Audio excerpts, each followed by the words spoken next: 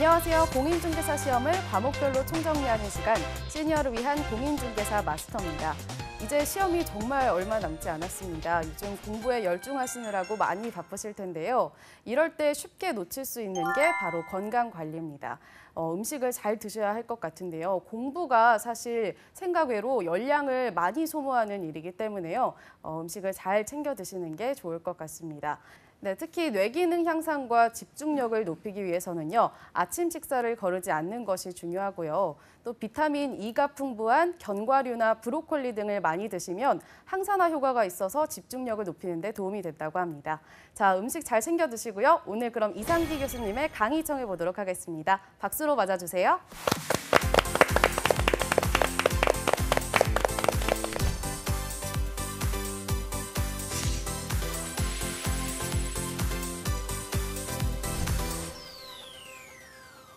안녕하십니까. 공인중개사법 이상기입니다. 자, 이번 시간 계속해서 제2절 허가제를 보도록 하겠습니다. 우리가 허가제는 지난 시간에 이제 그 지정권자까지 보셨다고 말이죠. 지정권자가 누구였냐면 둘 중에 하나 있었어요. 국토부 장관도 할 수 있고 시도지사 할 수 있었죠. 얼마요? 자, 5년 내에서 한다 그랬습니다. 어떤 적이었나요? 토지의 투기적 거래 성행, 그다음 집가니까 땅값이 뛴다는 뜻이겠죠. 그런 적이었거든요. 그럼 어떤 절차를 통해서 지정될까 문제인데, 집가가 막 뛰니까 먼저 집가 조사가 먼저 됐을 거란 말이에요. 그다음에 이제 지정 전 절차 보시게 되면, 자, 심의가 중요하다고 말씀드린 바 있었죠. 심의가 중요하더라. 반드시 심의를 거쳐서만이 지정될 수 있거든요. 그런데 밑에 이제 재지정 시에는 하급청 의견을 듣는다고 돼 있는데, 이건 좀 주의할 게 있어요. 우리가 최초 지정할 때는 의견 듣는 게 아니라 그냥 심의를 그냥 하면 되는데, 지정했다가 다시 한번 재지정할 때가 있어요. 재지정할 때. 그때는 이제 하급청 의견을 듣고 들은 다음에 심의를 거치거든요. 그래서 의견 청취한 것은요, 최초가 아니고 재지정일 때라는 걸 기억하시면 되겠고요. 그럼 일단 심의를 거친 다음에 지정하게 되는데, 그다음 두 번 지정 후 절차 보시면, 자, 일단 이제 국토부 장관이나 시도지사니까 묶으면 지정권자라 부르거든요. 지정권자. 지정권자는 지체 없이를 공고하게 되겠죠. 공고하는데 이때 공고 내용이 뭐냐면 4개쯤 기억하시면 좋겠어요. 4개지. 어떤 것인가? 자, 어디에 있느냐? 소재지.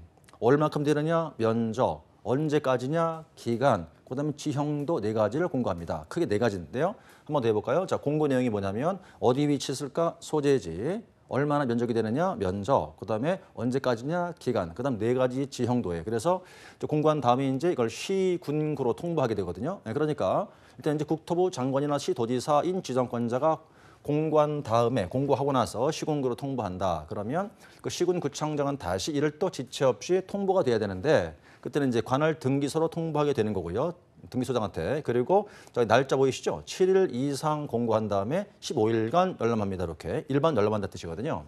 그럼 이제 언제부터 효과가 발생할까의 문제인데, 지금 이제 3번에 보시면 지정을 공고한 날부터 5일 후에 효력이 발생한다는 거예요. 이때 주의하실 게 이 공고가요, 2개 보여요 지금, 그죠? 자, 일단 국토부 장관 등이 공고하는 경우가 있고요. 그다음에는 통보를 받아서 이 시군구청장이 또 7일 이상 공고한다 그랬거든요. 그럴 때 바로 요 위에입니다. 자, 지정권자가 공고한 날부터 5일 후 이 뜻이에요. 그러니까 시군구청장이 아니고 국토부 장관 또는 시도지사가 공고한 날부터 5일 후 효력이 발생한다 그거죠. 날짜를 좀 기억하시면 좋겠습니다. 그래서 절차는요, 제일 먼저 집가조사했다. 두 번째 심의를 거친다. 심의 거친 다음에 공고하고 시군구 통보하는데, 단지 다시 한번 재지정할 때는 하급청 의견을 듣고 심의를 해라 라는 뜻이고요.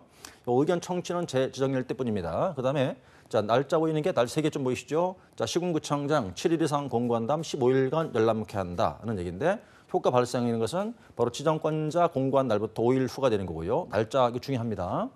그럼 지정됐죠? 그럼 어떻게 해야 될까요? 이제부터 효과라는 거는요, 거래 계약을 체결하기 앞서서 먼저 허가를 받고 계약을 해야 돼요. 먼저 사전 허가를 받아야 되거든요. 그런데 지금 이제 허가 받을 지역이죠. 그런데 허가를 받지 않고 계약을 했거나 그러면요, 그 계약은 무효가 됩니다. 무효.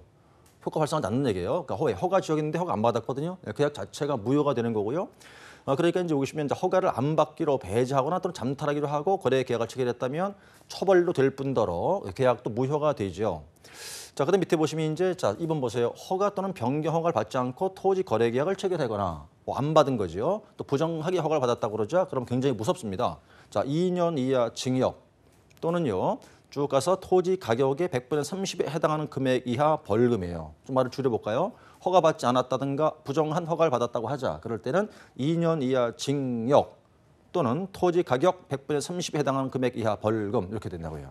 그래서 이제 벌금 처한다는 얘기인데 반드시 이제 허가 지역이면 허가를 받고 계약을 해야지 허가받지 않고 계약했다 하면 계약도 무효가 될 뿐더러 처벌한다는 뜻이 되거든요. 벌칙도 기억하셔야 합니다. 자, 2년 이하 징역 또는 토지 가격의 100분의 30에 해당하는 금액 이하 벌금 꼭 잊지 않으셔야 되고요, 이거요. 그다음에 이제 허가 대상 토지 보시면 면적이 나오죠, 면적. 자, 이게 이제 암기를 하셔야 돼요. 하셔야 되는데 지금 일단 기준 면적은 크게 도시지역과 도시지역 외로 구분되어 있거든요, 이렇게. 이걸 숫자를 좀 외우셔야 됩니다. 자, 주거지역이면요. 지금 전부 다 초과라고만 되어 있습니다. 초과, 이상 아니죠? 예, 초과예요, 초과. 해서 주거지역 180제곱미터, 그다음 상업지역 200, 공업지역 660, 녹지 100, 그다음 미지정지역이라는 얘기는요. 아직 어떤 지역으로 지정되지 않은 지역이라는 뜻입니다. 그다음 90이고, 그다음 농지, 도시적 외가 이제 농지와 임야 기타인데요. 제일 작은 데가 기타죠. 자, 기타 보세요. 252죠. 바로 그 위가 농지거든요. 딱 배수죠. 500. 그다음 임야 딱 1000 배수거든요. 자, 외우실 때 외의 지역은요. 자, 기타 250, 농지가 500, 임야가 1000이니까 배수의 배수예요. 250 배수, 농지 500, 임야 배수 1000이니까 이렇게 외우시는 거고, 그다음 저 위에서 이제 미지정 지역을 따라 빼신 다음에 180, 200, 660 녹지적 이렇게 해서 요 숫자를 외우셔서 이 면적을 초과한다. 그럴 땐 허가를 받아라 이 말이에요. 그럼 받고 이게 뭐가 될까요? 이 면적 이하이면 허가 대상이 아니란 얘기죠. 그러니까 뜻이죠. 그래서 이것은 이 면적을 초과할 때 허가를 받아야 된다. 이 면적 이하이면 허가 받을 필요가 없다는 의미가 되고요. 면적은 이제 암기를 하시는 게 중요한 사항입니다. 그다음 어떤 거래일 때 허가를 받아야 될까요? 어떤 거래일 때? 자, 중요한 게 나오네요. 굉장히 중요한 사항이 됩니다. 이거는요. 자, 대상 보시면 크게 두 가지 보이죠? 바로 소유권과 지상권 두 가지예요. 이거 중요한 거예요. 자, 우리 소유권과 지상권에 대해서 설정하거나 이전할 때 유상계약과 예약이 포함되어 있다고 그랬죠. 그러면 자, 이제 우리가 토지, 여기서 이제 토지 거래니까 토지죠. 토지를 소유권을 취득하든가 아니면 지상권을 설정할 때 받는 게 허가 사항이고, 그럴 때 소유권, 지상권을 설정한다든가 옮겨 이전할 때 필요한 유상계약이에요. 유상계약.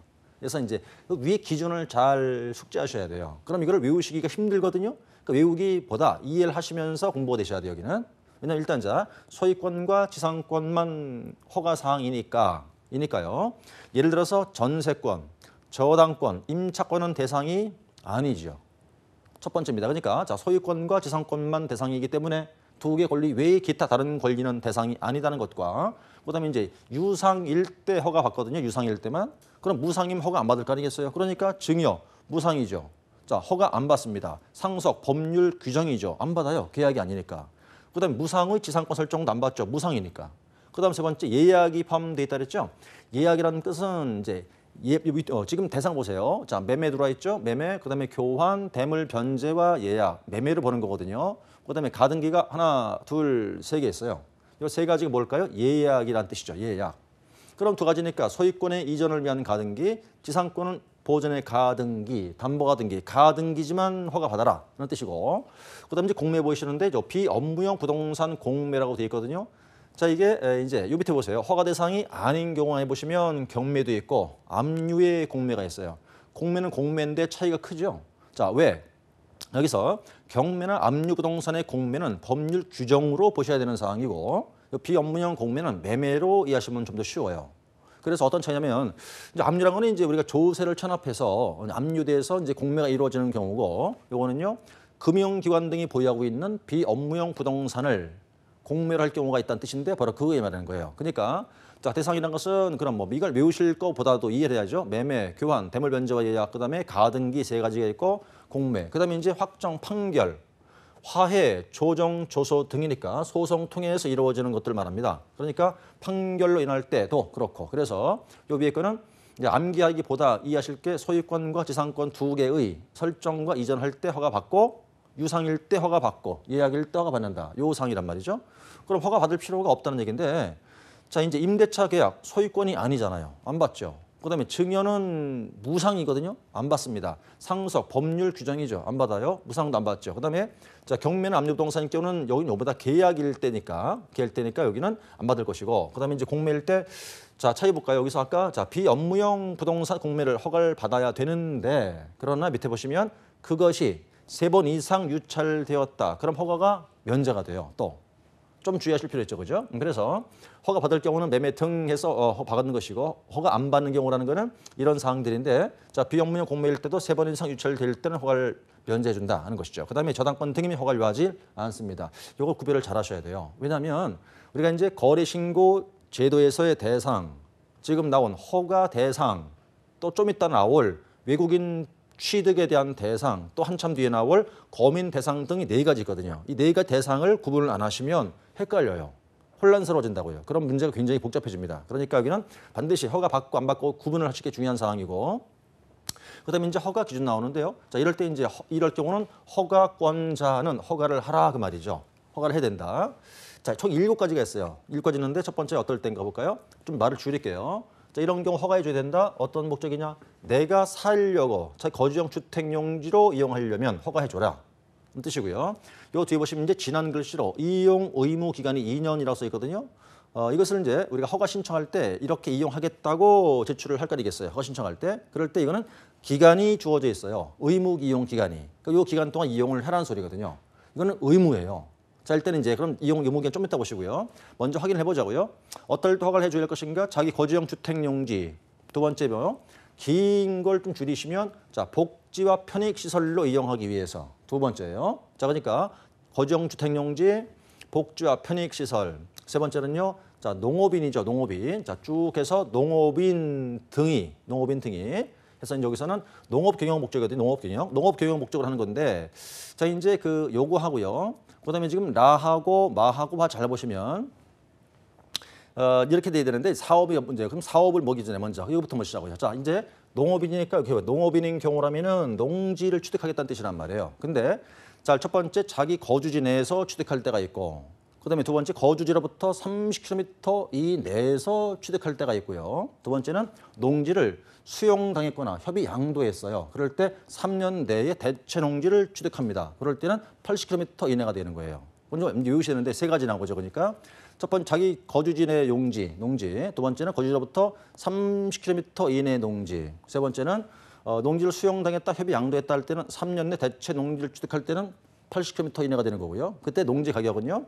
공시지가 기준에서 종전 토지가 이하로 해야 돼요. 거기 하나가 있고, 그다음에 이제 자, 라항 보세요. 형 기죠. 기니까 자, 먼저 공익사업이죠. 나 지역 걸전한 발전을 위한 사업, 세 번째는요. 지정 당시 사업 시행하던 자입니다. 그러니까 사업용 3가지 나오죠. 첫 번째 공익사업, 두 번째가 지역 건전한 발전을 위한 사업, 사업이죠. 세 번째가 지정 당시 사업을 하고 있던 자가 계속 사업을 하겠다는 뜻이에요. 그래서 이걸 우리가 일명 사업용 3가지라고 그래요. 사업용 3가지. 공익사업, 지역 발전을 위한 사업, 그다음 지정 당시 사업하고 있던 자가 사업을 시행하기 전에 이렇게 할 때. 그다음에 이제 밑에 이제 그 사항에 보시게 되면 여기 보니까 자, 일상생활과 통상적 경제활동이라고 되어 있거든요. 요 내용에 이제 좀 구체로 들어가 보면 현상 보존용이 하나가 있고, 그다음에는 임대 사업용이 있고, 또 하나는요. 농지가 아니고 농지 외의 토지를 수용당했다, 협의 양도했다 그럴 때는 3년 내 대토 토지를 취득한다 이럴 때 있어요. 그럴 때는 이제 공시가 기준에서 종전 토지가 이해해야 되는데, 그다음 이제 7개로 보실 때 여기 크게만 나눴으니까요. 한번 정리해 보자고 하죠. 허가 기준은 이제 7가지가 있더라. 첫 번째, 자기 거주형 주택용지가 있고요. 두 번째, 지역 발전을 위한 그 보시면 지금 복지와 편익 시설이 있고, 세 번째는요. 농업인인데 농업인이 농지를 취득할 목적이지만 자기 거주지 내에서 30km 이내, 그다음에 수용당했을 때는 3년 내 대토 농지를 취득할 때는 그때는 80km, 이게 하나 되고요. 그다음에 이어서 사업용 3가지가 있죠. 자, 공익사업, 지역 발전을 위한 사업, 그다음 지정 당시 사업하고 있던 자 이렇게 돼 있고, 그다음에 이제 허가 요 밑에 들어와서 일상생활과 통상적 경제활동이라는 이야기는 현상 보존용, 임대 사업용, 그다음에 농지 외의 토지를 수용당했을 때 3년 내 대토 취득 요거예요. 근데 이제 거의 7개를 참고하신 다음에 이제 그다음 이어서 뭘 보시냐면 이용 의무 기간을 보여야 되는데요.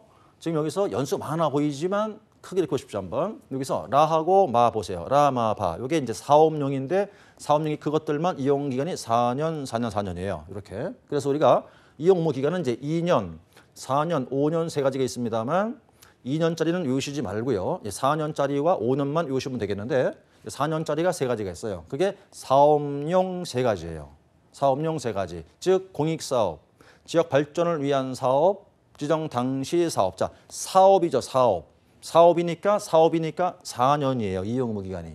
사업이니까 4년. 이렇게 외우시는 거고요. 그다음에 여기 써 있지 않습니다만 저기 일상생활과 통상경제활동이랄 때 속에 5글자가 있고 5글자. 현상보전용, 임대사업용 그래요. 자, 현상보전용 5글자, 임대사업용 5글자. 이 두 개가 5년이에요. 이용 의무 기간이. 이렇게 두 개 외우시는 거니까 나머지는 다 2년짜리가 되는 거거든요. 여기 그래서 이제 허가 기준과 함께 이용 의무 기간을 이제 암기를 두시는 게 중요한 사항이 되겠고요.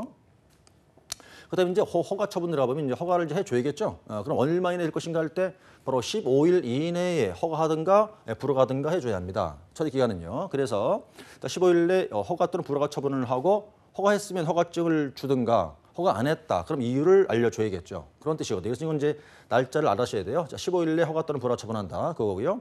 그런데 자 15일이 지났어요. 지났는데 아무런 통지가 없는 거죠. 허가했다 안 했다. 아무런 통지가 없어요. 그럴 때 어떻게 할 것인가 할 때 그 15일이 끝난 다음 날부터 허가가 있는 것으로 본다는 거예요. 그때는 그걸 허가의 의제라고 하거든요. 그러니까 15일에 허가 또는 불허가 처분을 해줘야 되는데 15일 지나도록 통지가 없었다. 그럴 때는 허가가 있는 것으로 보겠다. 그런 뜻이고.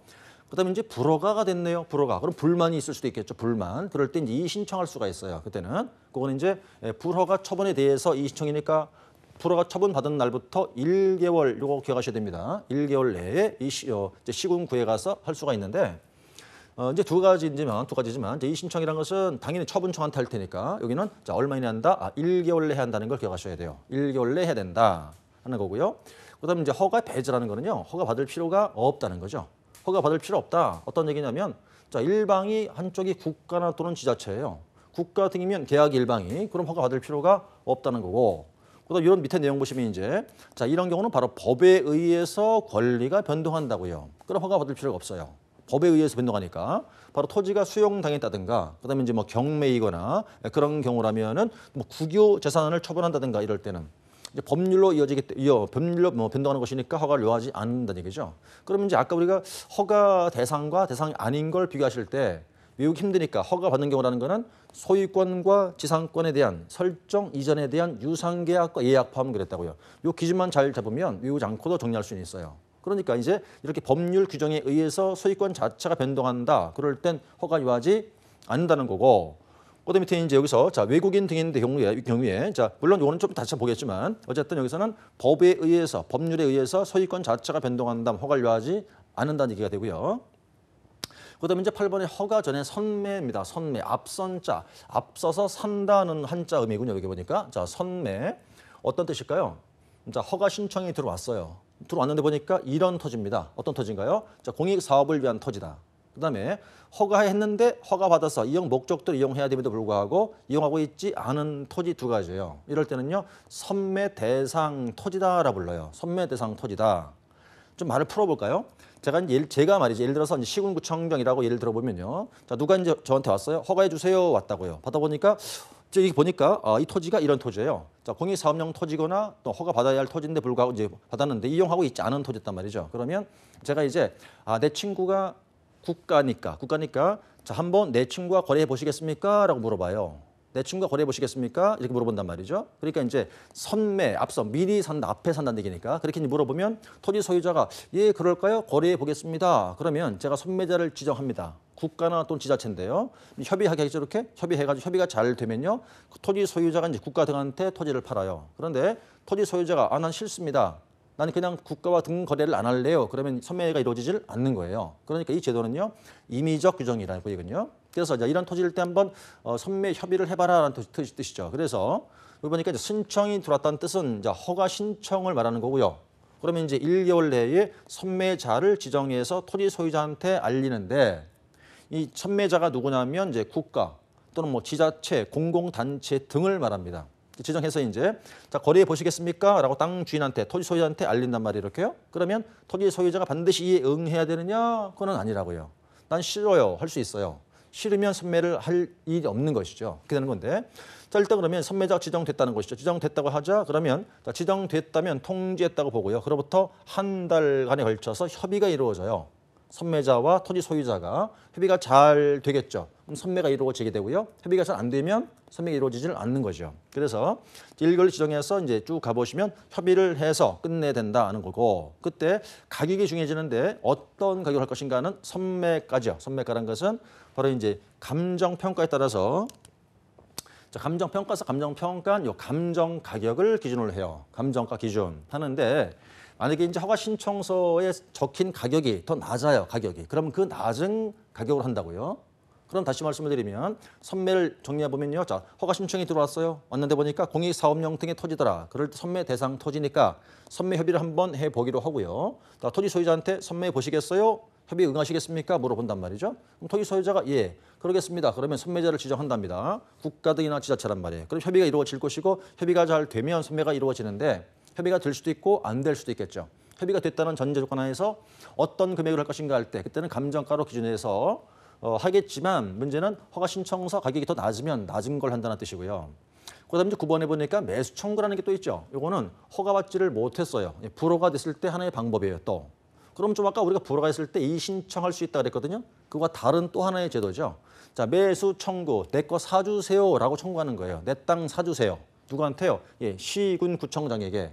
얼마 이내요? 예, 1개월 내. 그렇죠? 그러니까 아까 우리 이의 신청도 얼마 했었어요? 1개월 내에 신청했죠. 마찬가지입니다. 이것도 1개월 내에 하는 거예요. 그러니까 자, 불허가 처분을 받은 자는 그 통지 받은 날부터 1개월 내에 내 땅 사주세요라고 청구할 수 있다 이거죠. 청구할 수 있다. 그럼 청구 들어왔다면 그 시군구청장이 반드시 사줘야 할까요? 그거는 또 아니에요. 그럴 수도 아닐 수도 있죠, 그거야. 그래서 이제 매수 청구라는 것인데, 그때는 가격이 중요해지는 게 말이죠. 자, 여기 볼까요? 가격은 뭘 하냐면 공시지가를 기준하고요. 하는데, 그때는 신청서 가격이 더 낮더라. 그럼 그때는 또 낮은 걸로 한다고요. 자, 이제 비교해 보실까요? 조금 전에 말이죠. 이제 이래서 선매에서는 아까 선매에서는 가격이 어떤 가격이었어요? 선매 가격은요, 감정가로 기준한다 그랬거든요. 그런데 매수 청구 들어갈 때 가격은 뭘로 하냐면 그때는 공시가를 기준한다고요. 이거를 앞자 문장을 만들어 볼까요? 선감매공이네요. 선감매공, 그렇죠? 자, 선매는 감정가 기준, 매수 청구는 공시가 기준이에요. 선감매공 이렇게 외우시는 거예요, 이거. 그래서 선감매공인데 둘 다 공통점 뭐예요? 허가 신청서에 적힌 가격이 더 낮으면 둘 다 낮은 거로 한다는 거죠. 이렇게 해서 이제 이게 매수 청구의 문제가 되겠고요. 그다음 토지 이용 의무가 나오는데 이제 일정 기간 동안 이용하라 그거예요. 자, 네가 이용하겠다고 땅 샀잖아. 그러니까 이용하자 이 뜻인데, 그래서 의무거든요. 의무. 허가 목적대로 이용할 의무가 되는 것이겠죠. 자, 이제 일명 이용 의무라 부릅니다. 이제 기간은 5년 내에서 이제 이용하게 되는데요. 이제 실제 이용하는지 한번 조사를 해볼 거 아니겠습니까? 허가했을 테니까 허가한 뒤에 얘기죠. 자, 허가가 됐다고 치면 이제 이용 기간 동안에 이용 의무처럼 이용대로 이용해야 되는데, 이용하고 있나 안 하고 있나 조사하겠다. 그걸 매년 1회 이상 조사하게 되고요. 자, 근데 조사해 보니까 이행을 안 하고 있어요. 이행 안 하고 있더라. 그때 이제 이행 명령을 내립니다. 일단 매년 이제 1회 조사해 봤는데, 자, 이용하겠다고 해놓고 이용 목적대로 이용하고 있지 않다는 거예요. 이용하고 있지 않다 그럴 때는 이행하라고 명령을 내리는데, 이때는 이제 3개월의 이행 기간을 주게 되고요. 3개월에. 근데 그 이행 명령을 내려도 또 이행을 안 하고 있어요. 그때는 이제 강제하기 위해서 이행 강제금을 부과합니다. 그때는 조금 외우셔야 되는데, 얼마를 부과할까 보니까요. 토지 취득 가액의 100분의 10 범위에서 부과한다고요. 이건요. 그래서 이행 강제금은 토지 취득 가액의 100분의 10 범위 내에서 부과한다. 그럼 어떨 때 얼마를 부과할까가 되겠죠. 좀 더 구체화시키면요. 자, 이제 밑에 보시게 되면 이제 요 표를 보시게 되고요. 자, 이행 강제 금액이에요. 그럼 일단 전체 10% 내에서 부과가 되는데, 자, 방치하죠. 방치. 이용 안 하는 거예요. 아예 사용 안 하고 있다는 거예요. 방치한다면 그때는 10%를 부과하고요. 빌려줬다는 것이겠죠. 임대하고 있더라. 그럴 때는 7%를 부과하는 거고, 다르게 바꾸어서 사용한다는 거예요. 변경하고 있다. 그럴 때는 5%죠. 그다음에 이제 기타는 밑에 보시면 7%거든요. 자, 이걸 외우셔야 되겠는데 말이죠. 앞자람 쭉 따보세요. 방임변기죠. 1757이 되거든요. 자, 그럼 일단 어쨌든 10% 내인데, 아까 여기서 전체는 10% 범위 내라고 하지만 좀 더 사안 자체를 경우의 수로 구체화시켰을 때는요. 10%를 부과, 7%를 부과한다고 해야지 10% 내, 7% 내, 5% 내. 그럼 틀렸어요, 이거는. 딱딱 찍어서 그때는 이제 10%, 7%를 부과한다는 것이죠. 이렇게 했고, 그래서 여기는 이제 이행 명령이라는 이행 강제금은 허가 받은 자가 그 이용 의무 기간 동안 이용을 해야 됨에도 불구하고 이용하고 있지 않으니까 부과하는 건데 그때는 이용 안 한다고 해서 바로 부과하는 것이 아니라 먼저 이행 명령을 내리고 이행 명령 내린 뒤에도 이행하지 않았을 때 부과하는 게 이행 강제금 10% 내라는 것이고요. 이 숫자는 암기셔야 합니다. 자, 그래서 방치는 10, 임대는 7, 변경 5%, 기타 7%를 부과한다는 거예요. 자, 이제 물론 이행 강제금을 중지할 수도 있긴 합니다. 그때 이행 명령 받은 자가 이제 이행을 하겠다. 그럼 뭐 중지해야겠죠, 당연히. 그죠? 그래서 근데 이제 또 밑에 이제 6번을 보시면 불복도 할 수가 있어요. 할 수 있는데 이거는 이행 강제금을 부과할 때 나는 싫어요라고 불복할 수 있다 하자. 그럴 때는 바로 이것도 이의를 제기할 수 있는데 이때 이의 제기는요. 이제 과징금 부과 처분 받은 날부터 30일 이내 해야 돼요. 30일 이내. 그래서 우리가 이제 이의 제기가 두 가지가 나옵니다. 아까 불허가 처분해도 이의 신청할 수 있었거든요. 그때는 1개월 내 했고요. 이행 강제금에 대한 이의 신청은 30일 내에 해야 됩니다. 틀린 거라고요, 그거. 그래서 이제 여기는 절차하고 그다음에 이제 각종 뭐 숫자를 외우시는 게 중요한 사항이 있고 어쨌든 이행 강제금이라는 거는 이제 항상 부과하는 게 아니라 허가 받은 목적대로 이용하고 있지 않은 자가 이용 안 하면 먼저 이행 명령을 내린 다음에 그에 또 불응하더라. 그럴 때 부과하는 게 이행 강제금. 뭐를 주의하시냐면은 자, 이렇게 제가 지금 하는 말은 틀린 지문입니다. 자, 허가받은 목적대로 이용하고 있지 아니한 자에 대해서 허가 관청은 이행 강제금을 부과한다. 이러면 틀렸어요. 틀렸어요. 한 번 더 해볼까요? 자, 허가받은 목적대로 이용하고 있지 아니한 자에 대해서는 허가 관청에서는 이행 강제금을 부과한다. 틀렸다고요. 왜요? 먼저 뭐 한다니까요? 예, 이행 명령을 내린 다음에 그의 이행 명령에 불복할 때 하는 게 이행 강제금입니다. 구분할 수 있겠고요. 자, 그래서 이렇게 해서 우리가 이행 강제금까지 보셨겠고, 그다음에 나머지 이하 그 뒷부분들은 또 다음 시간에 이어서 계속해서 수업을 진행해 보도록 하겠습니다. 자, 다음 시간에 이어가겠습니다.